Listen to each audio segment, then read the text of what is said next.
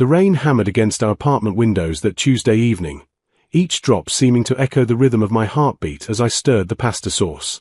Maya was late again, the third time this week. Her text had been brief, working late. Be home soon. I'd stopped asking questions months ago, learned to swallow the knot of anxiety that formed whenever her phone buzzed with notifications she'd quickly dismiss. When the door finally opened at 9:47 p.m., I heard it before I saw her, the hesitation in her footsteps, the way she lingered in the entryway instead of calling out her usual greeting. I turned down the burner and walked into the living room, finding her standing there with mascara-smudged eyes and rain-dampened hair, clutching her purse like a shield. Daniel. My name came out as barely a whisper. We need to talk. Those 4 words. The ones that shatter worlds. I nodded slowly, gesturing to the couch, and took the armchair across from her, creating distance. Somehow, I already knew. Maya's hands trembled as she set down her purse. She'd always had delicate hands, hands that once reached for mine across dinner tables, that smoothed my hair when I was sick, that I'd held on our wedding day 7 years ago. Now those hands twisted together in her lap, knuckles white. I slept with someone last night, she said, the words tumbling out in a rush. Adrian from work. We stayed late finishing the quarterly reports, and we went for drinks after, and I don't know how it happened, Daniel. I don't know. The pasta sauce was probably burning. I could smell it faintly, that acrid scent of something good turning bitter. Fitting, really. I sat there, watching the woman I'd loved since college fall apart in front of me, and felt something inside me grow very still. Very quiet. Say something, she pleaded, tears streaming down her face now. Yell at me. Tell me I'm terrible. Something. But what could I say? That I'd noticed her pulling away for months. That I'd watched her light up at her phone while growing dimmer at home? That I'd felt like a ghost in my own marriage, haunting the spaces between us? I thought about last week, when I'd found her feeding stray cats behind our building at midnight, cooing softly to them, tears on her cheeks. When I'd asked what was wrong, she'd said nothing, just tired, and brushed past me. I thought about how she'd spent 3 hours helping our elderly neighbor Mrs. Patterson reorganize her entire apartment, but couldn't find 20 minutes to sit down for dinner with me. How she'd listened to her friend Sophia cry about a breakup for hours on the phone, offering comfort and wisdom, but met my concerns with silence and turned shoulders. Maya had always been like this, a sanctuary for everyone's pain except mine. She'd collect wounded things, pour herself into fixing them, and come home empty. I'd loved that about her once, her enormous capacity for empathy. But somewhere along the way, I'd stopped being someone she wanted to save and became someone she needed saving from. Are you in love with him? I finally asked. She looked startled by the question. No, Daniel, I love you. It was a mistake. I was feeling lost and confused and he was there, I finished for her. And I wasn't. That's not fair. Maybe not. I stood up slowly, my legs feeling strange beneath me, disconnected. But it's true, isn't it? I've been right here, Maya. Every day, every night. Waiting for you to see me again. She sobbed harder, reaching for me, but I stepped back. Not from anger, I barely felt angry at all. Just hollow. Carved out. Well, I said softly, the words feeling foreign in my mouth. Congratulations. Her face crumpled in confusion. What? Congratulations on finally finding someone who could reach you. I've been trying for months. I walked back to the kitchen, turned off the burner, and scraped the burnt sauce into the trash. Behind me, Maya's crying filled our home like the rain outside. Relentless, overwhelming, and far too late. I didn't sleep that night. Maya had retreated to our bedroom, her bedroom now, I supposed, while I lay on the couch staring at the ceiling, replaying 7 years of marriage like a film reel stuck on repeat. Searching for the moment we'd lost each other. Morning came with weak sunlight filtering through grey clouds. Maya emerged around 7, dressed for work, eyes puffy and red. She paused when she saw me sitting at the kitchen table with cold coffee. I called in sick, she said quietly. We should talk more. Will talking change what happened? No, But, Daniel, please. I need you to understand. I gestured to the chair across from me. She sat, and for several minutes, neither of us spoke. Outside, I could hear the city waking up, car horns, distant sirens, the rumble of the subway beneath our building. Normal sounds. The world continuing as if mine hadn't ended. Do you remember when we met? Maya finally asked. At that campus coffee shop. You were struggling with your laptop, and I offered to help. You bought me a coffee. Said anyone having a Monday that bad deserved caffeine on someone else's dime. A ghost of a smile crossed her face. You were so grateful. Most people would have just said thanks and left, but you stayed. Asked about my day, really listened. Made me feel. She trailed off. Seen, I finished. You made me feel seen too. That's what I loved about you. About us. Her voice cracked. You were the first person who looked at me and didn't just see someone who could fix their problems. You saw me. What changed?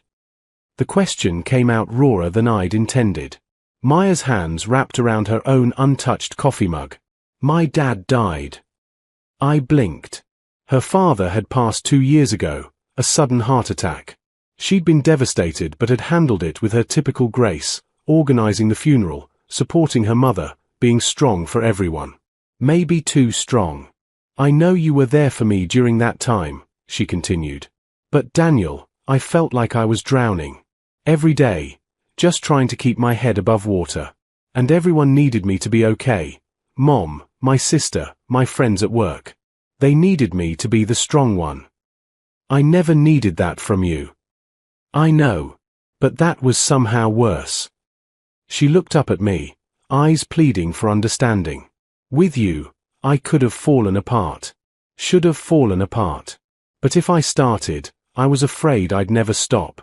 So I just kept moving. Kept helping others because it was easier than facing what I was feeling. I remembered those months. How she'd thrown herself into volunteer work, spent every weekend at her mother's house, took on extra projects at the office. How I'd try to hold her at night and she'd go rigid in my arms, whispering I'm fine while tears soaked the pillow. And Adrian? I forced myself to ask. Maya flinched. He started at the firm 6 months ago. He was lost, struggling with the transition from his old job. I helped him adjust, showed him the ropes. He started coming to me with questions, problems. It felt good to be needed. I needed you. You loved me. That's different. She wiped her eyes. Adrian needed me to function, to survive in that environment. It made me feel useful. Important. With you, I just felt guilty for being a mess. You were never a mess to me. But I was one to myself. Her voice rose, then broke. Don't you understand? Every time you looked at me with those patient, loving eyes, I felt worse. You deserved someone whole, someone who could love you back properly, and I was just broken. Scattered in pieces I couldn't put back together. I absorbed this, trying to fit it into the narrative I'd constructed. The wife who'd grown distant, who'd found comfort in someone else's arms. But Maya had always been complex, hadn't she? Always taking on everyone's burdens, smiling through her own pain. Last night, she whispered, Adrian told me he was thinking about quitting. The job was too much, he said. And I realized I'd become his crutch. Just like I do with everyone. I went to his place to talk him through it, and he kissed me, and I didn't stop him. I should have. God, Daniel, I should have. But for one moment, I wanted to feel something other than numb. Something other than guilty and broken and tired. And that's unforgivable. She reached across the table for my hand, but I pulled back. Not from cruelty, I just couldn't. Not yet. You're not broken, Maya, I said quietly. You're hurt. There's a difference. But you've spent so long trying to heal everyone else that you forgot you needed healing too. And I hurt you in the process. Yes, I agreed. You did. She crumpled, shoulders shaking with silent sobs. Outside, rain started again, gentle this time. Washing the streets clean. If only it were that simple for us. The next few days existed in a strange limbo. Maya had asked if she should move out, and I'd told her no, not yet. We needed time to process, to figure out what came next. So we orbited each other in our small apartment like planets that had lost their gravitational pull, polite and careful, never quite touching. I took the week off work. Told my boss it was a family emergency, which was technically true. My colleague James called twice, concerned, but I couldn't bring myself to explain. How do you tell people that your marriage is dissolving not with a bang but with a whimper? Maya kept going to work, leaving early and coming home late. I wondered if she was avoiding me or avoiding herself. Maybe both. On Thursday evening, I was making dinner, just pasta again, something simple, when my phone rang. Maya's mother, Linda. Daniel, sweetheart, I haven't heard from you in weeks. How are you both? I stared at the boiling water, watching bubbles rise and burst. We're managing, Linda. Maya said you've been working too hard. She worries about you, you know. Did she? I couldn't tell any more what Maya felt about anything. I'm okay. How are you holding up? We talked for 20 minutes about her garden, her book club, the new neighbors who played music too loud. Normal things. Safe things. When Maya walked in near the end of the call, she froze, seeing her mother's name on my screen. She wants to say hello, I told Maya, holding out the phone. Maya took it with shaking hands. I watched her transform, straightening her shoulders, brightening her voice, becoming the daughter Linda needed her to be. Hi, Mom. Yes, I'm great. Work is busy but good. Daniel's taking care of me. The lies came so easily. I finished making dinner while she talked, setting 2 plates on the table. When she hung up, I saw guilt flash across her face again. You didn't tell her, Maya said softly. Not my place to tell. I handed her a fork. Besides, she's your mother. You should be the one to decide when and what she knows. We ate in silence for a while. The pasta was overcooked, the sauce bland. I'd forgotten to add salt. Seemed metaphorical somehow. I saw Mrs. Patterson in the hallway today, Maya said eventually. She asked about you. Said she hasn't seen us together lately, wondered if everything was all right. What did you tell her? That we've both been busy. She didn't believe me. She has this way of looking right through you, you know? I did know. Mrs. Patterson was 83 and sharper than people half her age. Last month, she'd pulled me aside and said, that wife of yours is running from something. You can't save people who won't stop running, Daniel. Sometimes you have to let them hit the wall. I saw the stray cats this morning, I told Maya. The orange one is getting bigger. You've been feeding them well. Her eyes filled with tears. They depend on me. Yes, they do. So do I. Did. The correction stung us both. Daniel. She set down her fork. Adrian texted me today. He wants to talk. To apologize to you. Something cold settled in my chest. No. But maybe if you heard. No, Maya. I kept my voice level, calm. I don't need his apology. This isn't about him. It's about us. About you choosing to turn to him instead of me. I made a mistake. You made a choice. I met her eyes. And now I have to make mine. She went pale. What does that mean? I don't know yet. And that was the truth. I didn't know if I could forgive this. If I wanted to. If forgiveness even mattered when trust had been shattered so completely. That night, Maya knocked on the living room door where I'd been sleeping. Can I come in? I sat up, pulling the blanket around me. Okay. She sat on the edge of the couch, careful not to touch me. I've been thinking about what you said. About me choosing him. And you're right. I did make a choice. I've been making wrong choices for a long time. Maya. No, let me finish. She took a shaky breath. I've been reading articles. About emotional avoidance, about using helping others as a coping mechanism. It's called codependency, apparently. I check all the boxes. You're not broken, I repeated what I'd said before. But I am damaged. And I damaged you too. Damaged us. She looked at me with such raw honesty it hurt. I don't deserve your forgiveness, Daniel. But I want you to know I'm going to start therapy. Dr. Sarah Mitchell, she specializes in grief and trauma. My first appointment is Monday. That's good. That's a real step. Is it enough? Her voice cracked on the question. I wanted to say yes. Wanted to pull her into my arms and promise we'd fix this together. But that stillness inside me, that hollow place, wouldn't let me. I don't know, I admitted. I honestly don't know if anything is enough right now. She nodded slowly, tears streaming down her face. Okay. That's okay. You're allowed not to know. After she left, I lay awake for hours, listening to her cry in the bedroom. Every instinct screamed at me to go to her, comfort her. But I couldn't be her healer anymore. Not when I was still bleeding myself. 2 weeks passed. Maya went to therapy twice a week and came home quieter each time, like she was slowly excavating something painful deep inside herself. She'd started sleeping in the spare room without being asked, giving me the main bedroom back. Small gestures that somehow made everything feel more permanent. I returned to work, threw myself into a new project. My colleague James finally cornered me at lunch. You look like hell, man. What's going on? I told him. Not everything, but enough. He listened without interrupting, then said simply, That's rough. I'm sorry. Everyone keeps saying they're sorry, I said.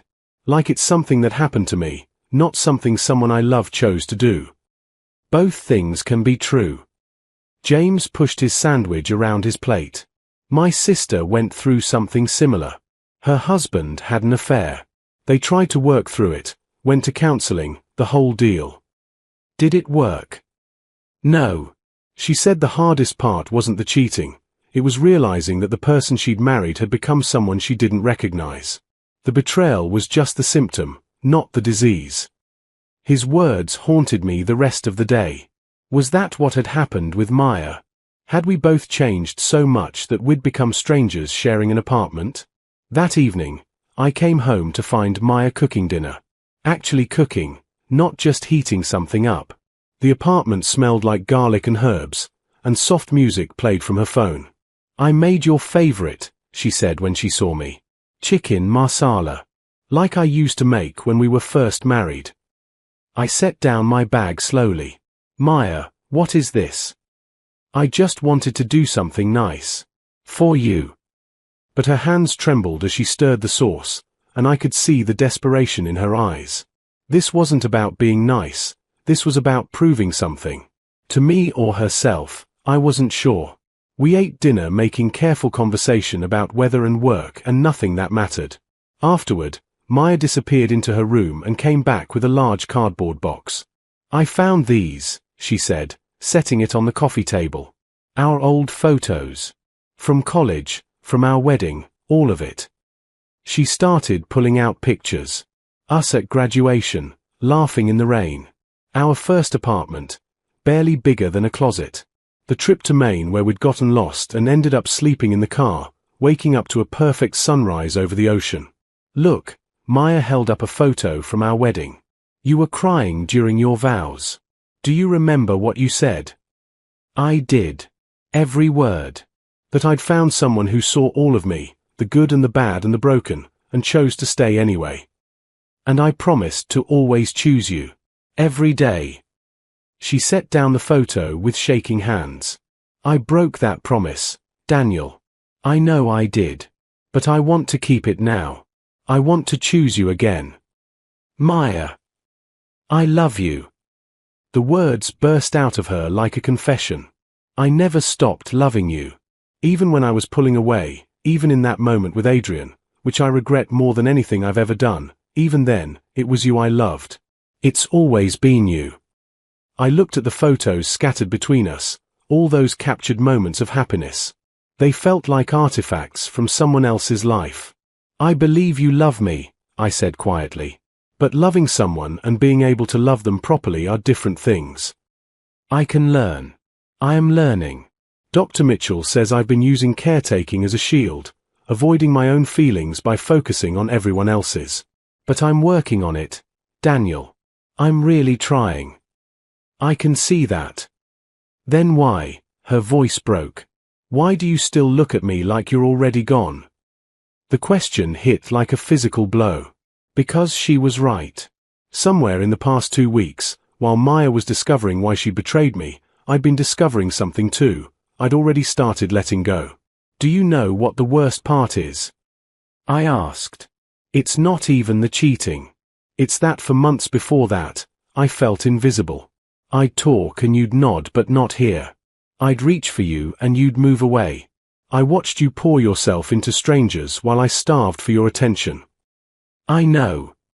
And now you're trying so hard, making my favorite meals, finding old photos, saying all the right things. But Maya, where was this effort 6 months ago? A year ago? Why did it take you destroying us for you to finally see me again? She had no answer. Just tears streaming down her face, her whole body shaking with silent sobs. I don't want to be the crisis that woke you up, I continued, my voice steady despite the breaking inside. I want to be the person you choose when things are ordinary. When life is boring and hard and there's no drama to focus on. You are. You could be. I can do better. Maybe you can. But can I? I stood up, looking down at the scattered photos. Can I wake up every day and not wonder if you're pulling away again? If the next time life gets hard, you'll run to someone else? Can I spend the rest of my life waiting for you to finally finish healing enough to really be here with me? That's not fair, she whispered. No, I agreed. None of this is fair. Not to you, not to me. That's the point. I walked to the window, watching the city lights blur through my own tears. Behind me, Maya gathered up the photos with shaking hands, each one a little piece of us she was desperately trying to save. But some things, once broken, can't be put back together. Not really. You can glue the pieces, tape them, will them to hold. But the cracks remain, and you'll always know where it shattered. 3 weeks after the confession, Maya moved out. Not far, just to an apartment across town, a small one-bedroom she could afford on her own. We split our belongings with surprising civility. She took the photos, the decorative pillows she'd chosen, her books. I kept the furniture, the kitchen supplies, the bed we'd shared. Neither of us wanted it, but someone had to take it. The day she left, I helped carry boxes to her car. It was a Saturday morning, cool and clear, the kind of day that made you believe in fresh starts. Maya loaded the last box into her trunk, then turned to me, hands twisted together in that familiar gesture of anxiety. This is really happening, she said. Yes.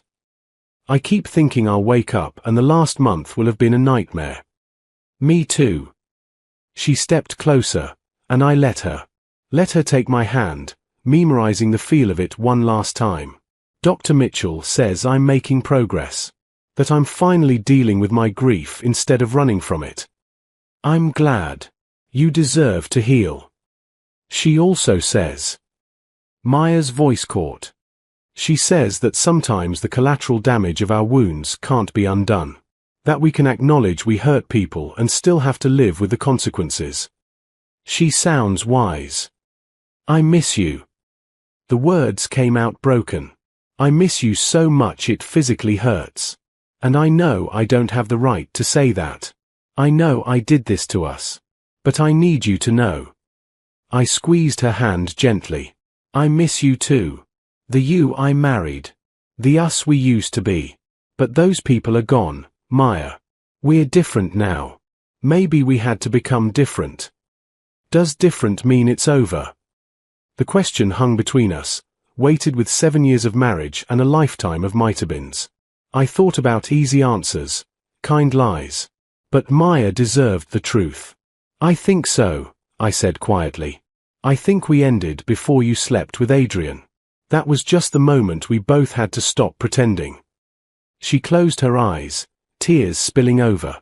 I'm so sorry. For all of it. For taking you for granted, for not seeing you, for... I know. I pulled her into a hug, feeling her shake against me. I forgive you, Maya. I do. But forgiveness doesn't mean we can go back. We stood there on the sidewalk, holding each other while the city moved around us. People walking dogs, couples holding hands, someone struggling with grocery bags. All of them with their own stories, their own heartbreaks and healing. When we finally pulled apart, Maya wiped her eyes and attempted a smile. You're going to be okay, you know. You're the strongest person I've ever met. I'm not strong. I just know when to let go. That is strength. She opened her car door, paused. Will you keep feeding the stray cats? The question made me laugh despite everything. Of course she was worried about the cats. Yes. I'll take care of them. Thank you. She got in the car, started the engine, rolled down the window. Daniel, I hope you find someone who can love you the way you deserve. Who sees you and chooses you and stays. Every day. I hope you find yourself, I replied. The real you. Not the person everyone needs you to be. She nodded, fresh tears starting. Goodbye, Daniel. Goodbye, Maya. I watched her drive away until the car disappeared around a corner. Then I went back inside to an apartment that felt simultaneously too empty and too full. Everywhere I looked, there were ghosts, Maya's coffee mug on the counter, the indent where she sat on the couch, the space in the closet where her clothes had hung. Mrs. Patterson knocked on my door that evening, holding a casserole. Figured you might not feel like cooking. Thank you. I took it, managed a smile. You knew, didn't you, that she left? I saw the moving truck. Saw your face. She patted my hand with her weathered one. You did the right thing, son. Did I? It doesn't feel right. Sometimes the right thing is the hardest thing. You couldn't save her and yourself at the same time. You chose yourself. That takes courage. After she left, I sat at the kitchen table and cried for the first time since Maya's confession. Not angry tears or bitter ones, just deep, grieving sobs for everything we'd lost. For the couple we'd been and would never be again. The following Monday, I called a therapist of my own. Started trying to understand how I'd lost myself in trying to hold on to someone who'd already let go. Began the slow work of rebuilding. Weeks became months. I learned to cook properly, took up running, started saying yes to invitations from friends I'd neglected. James introduced me to his book club. I adopted one of the stray cats, the orange one. Called him Mango. He slept on my chest at night, purring, asking nothing of me except food and occasional scratches. Maya and I texted sometimes. Brief exchanges about divided mail or shared accounts. She sent me a photo once of her in her therapist's office, looking tired but lighter somehow. The weight of everyone's expectations lifting. I replied with a photo of Mango, who had destroyed my favorite chair. She sent back a laughing emoji and his perfect. 6 months after she moved out, I ran into her at the grocery store. She looked different, hair shorter, wearing colors she'd always said weren't her style. She was with someone, a woman with kind eyes and an easy laugh. Daniel, Maya said, surprised. This is Sophia. My friend from work. We were just... It's fine, I assured her. Good to see you, Maya. You look well. So do you. Her eyes were warm, sad, but not desperate anymore. Really well. We talked for a few minutes about nothing important, then said goodbye. As I walked away, I realized I felt peaceful. Not happy, not sad, just accepting of what was. That night, I sat on my balcony with Mango purring in my lap, watching the city lights flicker like earthbound stars. Somewhere out there, Maya was learning to be okay. And so was I. Our story hadn't ended with fireworks or dramatic scenes. No thrown dishes, no shouted accusations. Just two people who'd loved each other learning that love alone wasn't always enough. That sometimes the kindest thing you could do was let go. I'd responded to her confession with congratulations, not from cruelty, but from a place of profound exhaustion and clarity. Congratulations on finally finding what you needed, even if it destroyed us. Congratulations on your wake-up call, your moment of truth. And now, months later, I had my own truth. I was going to be okay. Different, scarred, but whole in a way I hadn't been in years. The quiet dignity of walking away had saved me. And somewhere in the city, I hoped Maya was learning that too, that sometimes you have to lose everything to find yourself. I scratched Mango behind his ears and went inside. Tomorrow was a new day, and I would meet it not as someone's husband, not as someone waiting for love to return. Just as myself. Finally. That was enough.